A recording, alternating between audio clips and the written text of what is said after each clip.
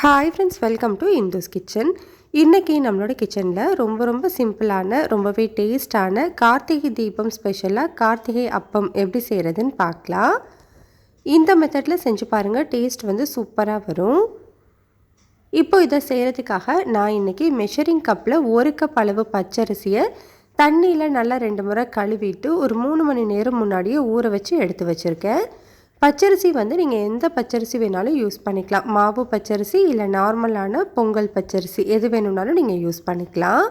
அரிசி நல்லா ஊறினா தான் அப்பமும் நல்லா சாஃப்டாக வரும். இப்போ ஊற வச்ச அரிசி தனியாக இருக்கட்டும். நீங்கள் எந்த கப்பில் 1 கப் அளவு பச்சரிசி எடுத்தீங்களோ அதே கப்பில் 3/4 கப் அளவு பொடிச்ச வெல்லம், 1/4 கப் அளவு தண்ணி சேர்த்து இதை நல்லா கரைச்சிக்கலாம். பாகுபதம்லாம் எதுவுமே கிடையாது, வெல்லம் நல்லா கரைஞ்சால் மட்டுமே போதும். கரைஞ்சதுக்கப்புறமா இதை நல்லா வடிகட்டி தனியாக எடுத்து வச்சுக்கோங்க.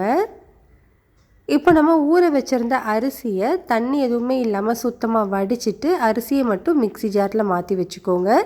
இப்போ இதில் தண்ணி எதுவுமே சேர்க்காமல் முடிஞ்சளவு நைஸாக அரைச்சி எடுத்துக்கலாம். பாருங்கள், இந்த மாதிரி நான் அரைச்சி எடுத்துருக்கிறேன். இப்போது இது கூட நம்ம தண்ணி எதுவுமே சேர்க்கக்கூடாது. நம்ம வடிகட்டி வச்சுருக்கோம் இல்லையா வெள்ளை தண்ணி, அதை தான் கொஞ்சம் கொஞ்சமாக சேர்த்து நம்ம நல்லா ஸ்மூத்தாக அரைச்சி எடுத்துக்கணும். நான் பாதி அளவு மட்டும் சேர்த்து நல்லா ஸ்மூத்தாக அரைச்சி எடுத்துகிட்டு வந்திருக்கேன். பாருங்கள், எந்த அளவுக்கு முடியுமோ அந்த அளவுக்கு நல்லா ஸ்மூத்தாக அரைச்சி எடுத்துக்கோங்க. இப்போது இது கூட ஒரு மீடியம் சைஸ் வாழைப்பழத்தை இந்த மாதிரி சின்னதாக கட் பண்ணிவிட்டு சேர்த்துக்கலாம். வாசனைக்காக இது கூட ஒரு 3 ஏலக்காய் சேர்த்துக்கிறேன். ஏலக்காய் வேண்டாம் அப்படின்னா நீங்கள் ஸ்கிப் பண்ணிக்கலாம். இப்போ இது கூடவே நம்ம பேலன்ஸ் வச்சுருந்த வெள்ளை தண்ணி எல்லாத்தையுமே சேர்த்துட்டு நல்லா ஸ்மூத்தான மாவாக அரைச்சி எடுத்துக்கோங்க. இப்போ நான் அரைச்சி எடுத்துட்டேன். பாருங்கள், இந்த மாதிரி நல்லா வலுவலுன்னு இருக்கணும். இதை அப்படியே ஒரு பவுலுக்கு மாற்றிக்கலாம். இது கூட மிக்ஸி ஜார் கழுவிட்டு ஒரு 1/2 கப் அளவு தண்ணி சேர்த்து நல்லா மிக்ஸ் பண்ணி விட்டுக்கோங்க.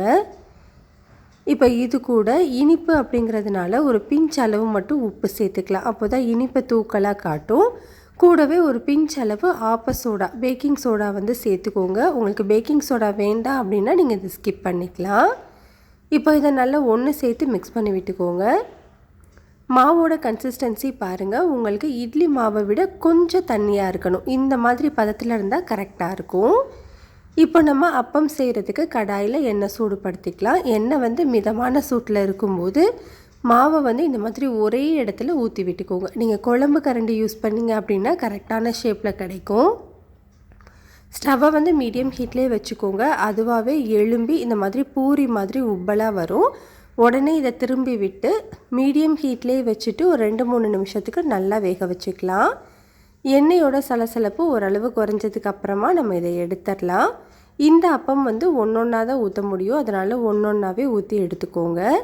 இதே மாதிரி நான் எல்லா அப்பமுமே செஞ்சு எடுத்துகிட்டேன். பாருங்கள், நம்மளுக்கு சூப்பரான சாஃப்டான டேஸ்டான கார்த்திகை அப்பம் ரெடி ஆகிடுச்சு. கட்டாயம் இந்த மெத்தடில் நீங்கள் ட்ரை பண்ணி பாருங்கள். இந்த ரெசிபி உங்களுக்கு பிடிச்சிருந்ததுன்னா லைக், ஷேர், சப்ஸ்கிரைப் பண்ணிக்கோங்க.